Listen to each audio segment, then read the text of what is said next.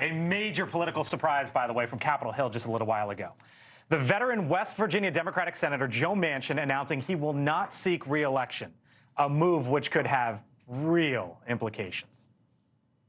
But what I will be doing is traveling the country and speaking out to see if there is an interest in creating a movement to mobilize the middle and bring Americans together.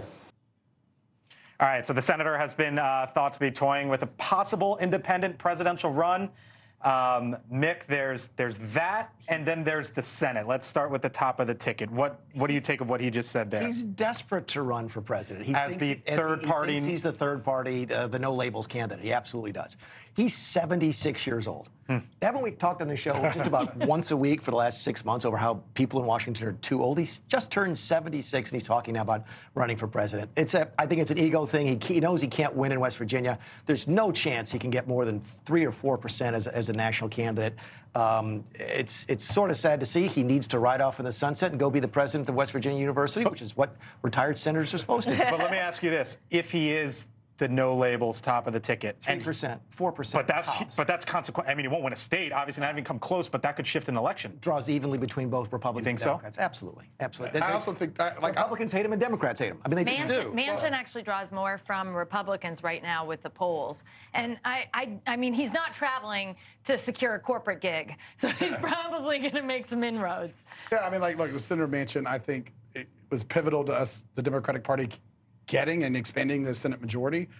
With his retirement, it makes it much harder for us to keep the majority. In fact, it's almost impossible at this rate. You think impossible. So let's jump off from there. Democrats in 2024 in the Senate, they must defend Montana, Ohio, Wisconsin, Pennsylvania, and Arizona. Hold all of those seats, assuming now that West Virginia is What I gone. hope progressives learn from this is that as much as they wanted to attack and criticize and hate on Joe Manchin, he's the reason we had the Senate majority for the last 2 cycles. And so, you know, I think we need to demonstrate, we need to be careful about the way we attack our more moderate members of the Democratic Party, because we are a big tent party. This is how you get a majority in order to govern.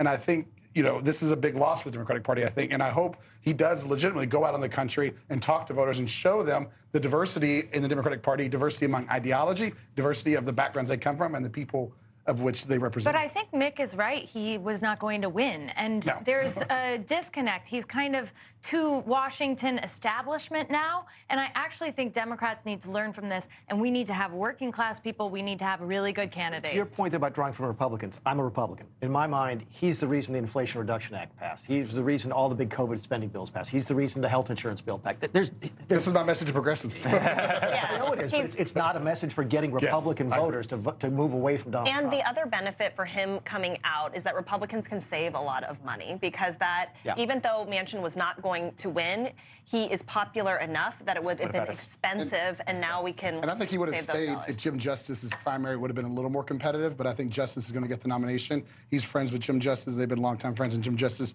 used to be a Democrat, switched parties a couple years ago.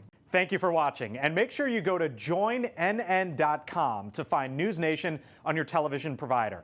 And don't forget to click the red subscribe button below to get more of NewsNation's fact-driven, unbiased coverage.